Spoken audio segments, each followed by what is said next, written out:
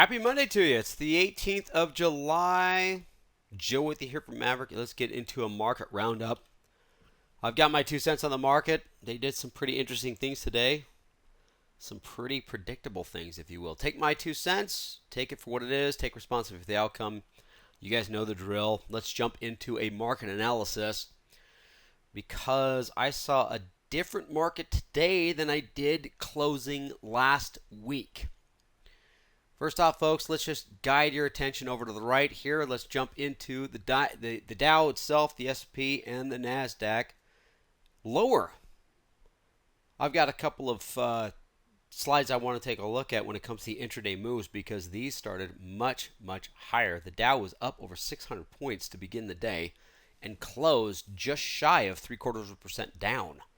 Think about that. So, met with a lot of selling. Not a lot of volume, but a lot of selling. The S&P, the NASDAQ as well, the Russells too. Now, one thing that was discerning when it comes to the overall motion of the ocean, the idea that I had comes Wednesday and into Thursday saying that, boy, we established a higher low.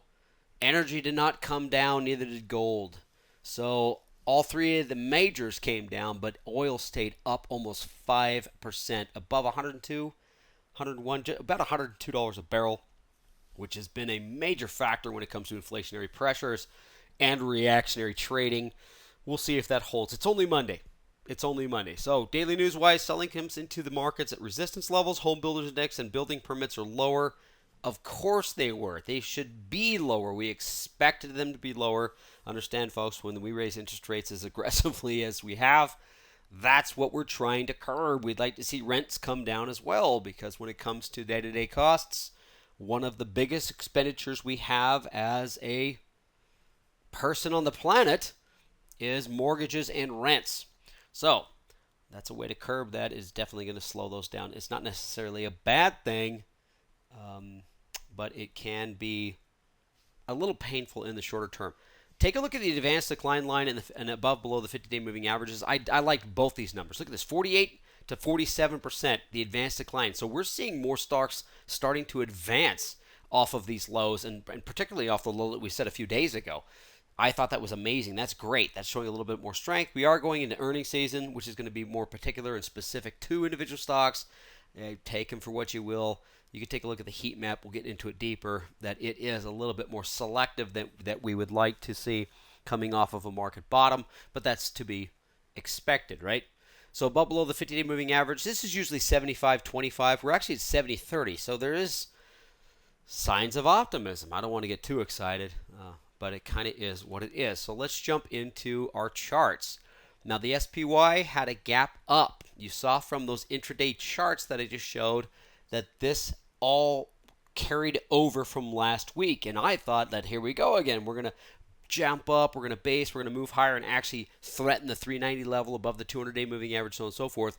But it was slowly and steadily, as you saw, selling off all day long. Look at the volume that it finished at. That's a little bit more optimistic, showing that there wasn't a lot of selling pressure. It was just reluctancy to buy it any further higher. So you've got this push-pull. You've got the trader that's like, hey, if these things get bounce back up to the 200-day moving average, I'm going to get out when I can. You also have traders that say, I'm going to buy this because it's super strong, but now that we're resistance, I'm going to stop buying it. So we're at a key level. This is what we refer to as pivot points. And so far, it's behaving perfectly. I do like what Darren and Corey talked about on Sunday as range-bound. In fact, I've got two of their stocks they talked about that are looking really nice if it's going to continue kind of in line with this exact same thing we're seeing here in the indexes. So let's take a look at the Qs, and it's the same story. A little bit higher. It still has a range. It came down. The volume is still light. There is a chance, folks. It's tough to do these on Mondays because Monday is just one day. We don't have a lot of economic news for the rest of the week, by the way. It's basically going to be led by earnings and the reaction to earnings. Now, looking at the heat map, it's exactly what you expected. Everything was looking pretty decent. Then it rolled over. Google, Apple, and Microsoft, some of the larger ones in the tech side, probably weren't doing very good anyways. I'm not going to say that, hey, they were bullish and then they turned bearish. Although I didn't check their charts, they might have done that much. Healthcare, all red across the board. That didn't look very good. But energy, oil, gas, integrated stuff. Take a look at XOM, CVX. COP, you know all these guys. They stayed green, and that has me a little bit worried.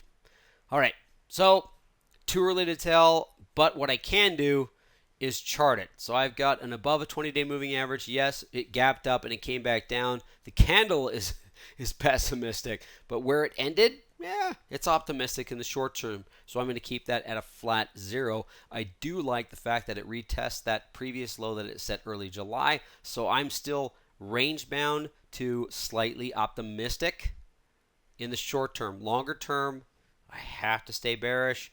Instead of a -3 or a -2, I'm at a -1 because the longer this bad boy can stay in that sideways channel, the more optimistic I'm going to be. And you guys know what I'm talking about, especially you Bollinger Band guys. The tighter it gets, you expect that to break out of one way or the other, up or down, and I'm kind of leaning towards the upside.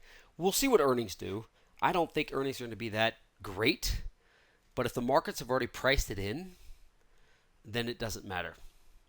So what does that leave me with? Not a lot. I mean, it's Monday. Jeez Louise, folks. This is all I got. So I got STNG to the upside. I've got 2 sideways trades Corey and Darren talked about that I love and I agree with. I think they could be really good potential trades.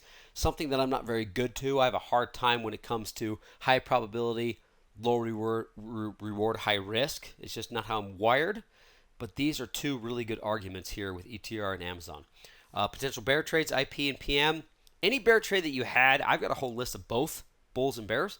They just went ipso facto, meaning that all my bears are down, or excuse me, up, and all my bulls are down. So I didn't have too much to go with. So let's go with what I did like. This is STNG. This is something I believe I looked at a couple of weeks ago, or we were talking about a couple of weeks ago, and it just stayed above that rising 50-day moving average. Not yesterday, but last week it was moving higher to the upside. The target on this was about 38. It did retrace substantially from its high today, but it's going in the right direction. So long story short, folks, if you want to zoom in on this and take a look at it, that 38 level is still there, and it is definitely above the 32 level or above the 50-day moving average and above its 20-day. Now the volume is increasing. It's not as big as it was back in July when it fell apart, but it is showing signs of life. So sideways to up might be a decent trade. All right, ETR, another one. Now this was sideways, and the what I like about this is that 116 to 102 level, it's a range. It might be a little bit decreasing, but there is areas. If you guys take a look, and I don't have to zoom in, take a look at the 112. Take a look at some support here at around 104. If it bases and goes sideways or bounces back and forth from here, there's money to be made. This doesn't have to break above its 50-day moving average and go up to 122, which is resistance there at the beginning of June, or even exceed that up to 126 where it's set at the end of April. This is something that you could place sideways to slightly bullish, and it's once again, it's in the right sector, kind of an energy utilities area. Kind of a flight to safety. We'll just see where the markets fall. So something to look at. The second one that I thought was pretty interesting is something that I don't trade very often was Amazon.